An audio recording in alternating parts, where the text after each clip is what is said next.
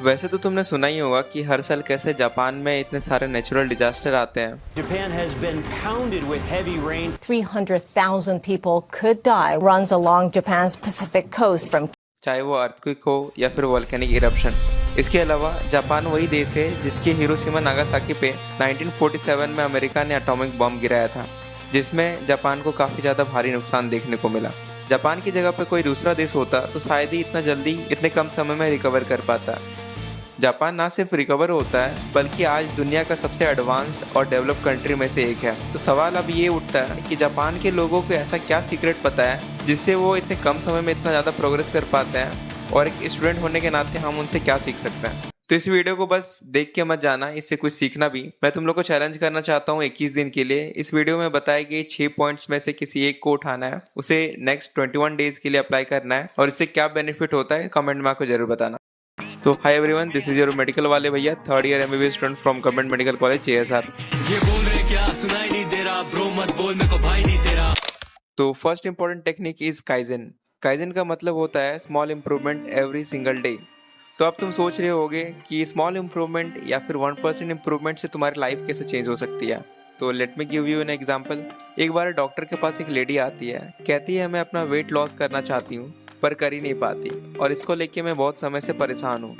Doctor कहते हैं अच्छा ठीक है, तुम्हें बस एक काम करना होगा, 10 दिनों तक बस वर्कआउट वाली ड्रेस पहननी है। लेडी बोली ठीक है।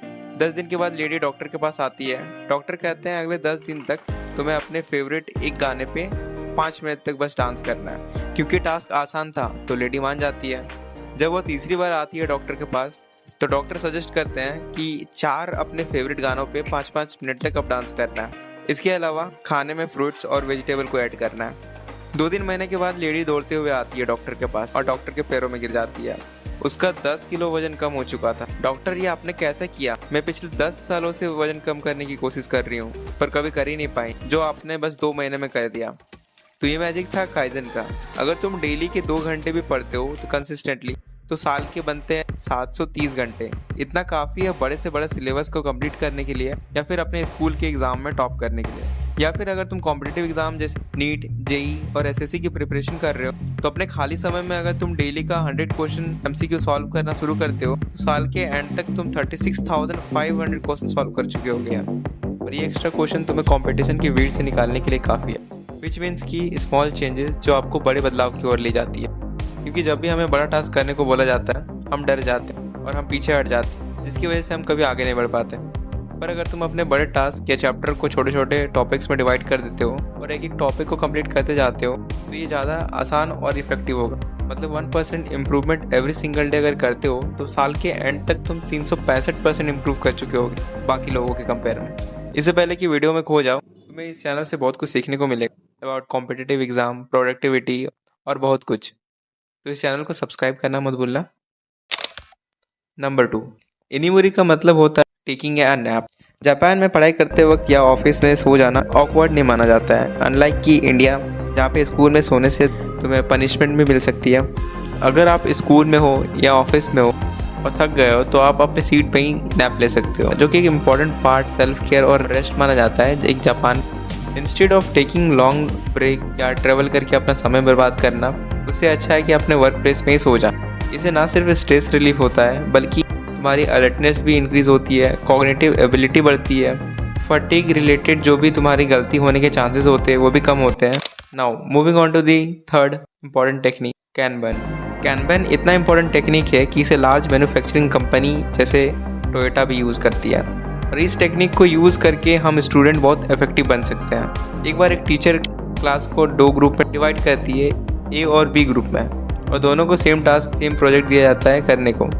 जहाँ पे ग्रुप A 3 दिन में ही प्रोजेक्ट को कंप्लीट कर देती है, वहीं ग्रुप B उसी सेम प्रोजेक्ट को कंप्लीट करने में 7 दिन का समय लगाता है। जब टीचर पूछती है कि तुमने ऐसा इतना जल्दी कैसे कर लिया, तो स्टूडेंट बताते हैं कि एक टेक्निक का यूज़ करके कॉल्ड कैनबन। टीचर पूछती है कि ये क्या टेक्निक है, स्टूडेंट बताते हैं कि ये एक सीक्रेट जापानीज़ टेक्निक है।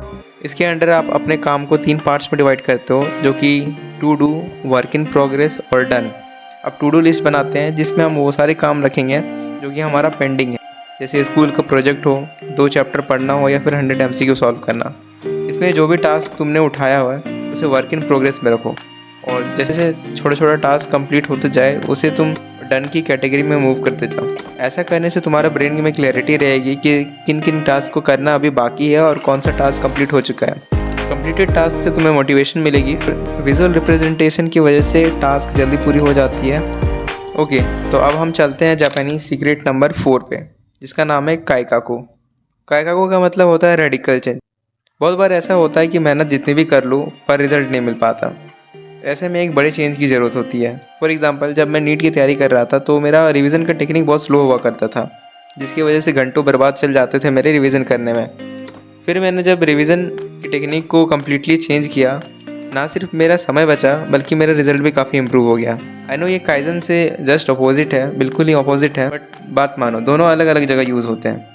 तो जब भी तुम्हें अपने लाइफ में स्टक फील कर रहे हो या फिर तुम्हें समझ नहीं आ रहा है कि इसे बाहर कैसे निकले, जैसे रील का एडिक्शन हो, स्क्रीन टाइम का ज़्यादा होना या सिगरेट या फिर अल्कोहल की लत हो, मैं तुम्हें इन सब से बाहर निकाल सकता हूँ थ्रू दिस टेक्निक। तो काइकाको के अंडर आता है 5 वाई क्वेश्चन टूल। तो लाइफ में आप जब कभी भी तुम स्टक फील करो, खुद से ये 5 वाई क्वेश्चन पूछना और इसका ट्राई करना आंसर अपने एक पेपर पे लिखने का। फॉर एग्जांपल, अगर तुम्हारी स्क्रीन टाइम बहुत ज़्यादा है तो खुद से तुम ये 5 सवाल पूछ सकते हो। Why do I spend so much time on phone? इसके रिप्लाई में आंसर हो सकता है कि क्योंकि मैं जब पढ़ने बैठता हूँ तो फ़ोन मेरे पास रहता है, या फिर due to on notification I get distracted. तो दूसरा क्वेश्चन पूछो, why phone is in front of me? जिसके रिस्पॉन्स में शायद तुम्हारा जवाब हो सकता है कि to solve some doubt on internet, और क्या पता कोई इंपॉर्टेंट कॉल आ जाए। Why someone important will call you when you are studying if you inform them in advance. तो ऐसे करते करते तुम अपने प्रॉब्लम की रूट तक पहुंच सकते हो और ये तुम्हारी मदद करेगा उससे रिलेटेड प्रॉब्लम को सॉल्व करने में। तो अब किसी भी प्रॉब्लम में स्टक फील करो, ट्राई दिस टेक्निक। चाहे रील का एडिक्शन हो या फिर स्क्रीन टाइम का ज़्यादा होना, try out this technique. Now next very very important technique, seiri seiton seiso. Seiri का मतलब है शॉर्ट, शिशो का मतलब है सेट एंड ऑर्डर और शिशो का मतलब है शाइन। एक हाई स्कूल स्टूडेंट पे की गई रिसर्च में पाया गया कि जिन स्टूडेंट का स्टडी इन्वायरमेंट क्लीन और ऑर्गेनाइज था, उनकी प्रोडक्टिविटी और रिजल्ट बाकी के स्टूडेंट से बेटर थी। एक क्लीन इन्वायरमेंट हमें फोर्स करती है टू बी मोर प्रोडक्टिव। अगर तुम्हारा स्टडी टेबल बहुत ही मेस्ड अप है या फिर क्लीन नहीं है तो तुम ज़्यादा डिस्ट्रैक्टेड फील करोगे और तुम्हें पढ़ने का भी मन नहीं करेगा।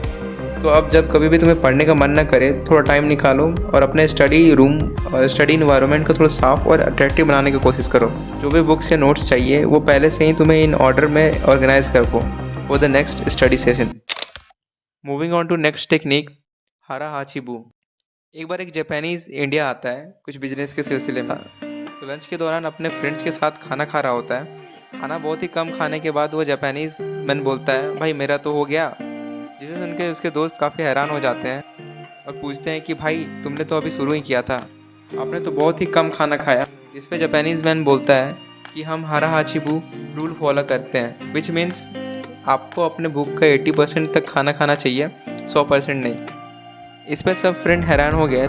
जापानीज़ मैन बताता है कि जब आप पेट भर के या ज़्यादा खाना खाते हो तो आपका डाइजेस्टिव सिस्टम उसको पचाने के लिए, डाइजेस्ट करने के लिए बहुत सारा एनर्जी कंज्यूम करता है, जिसकी वजह से आप लेज़ी फील करते हो। और कम खाने की वजह से आपका फोकस लेवल और अटेंशन लेवल बरकरार रहता है। तो जब कभी भी आप पढ़ाई करनी हो, ट्राई करना कि उससे 2-3 घंटे पहले खाना खा लो या फिर कम खाना खा, जिससे पढ़ाई करते वक्त तुम्हारा अटेंशन लेवल बरकरार रहे।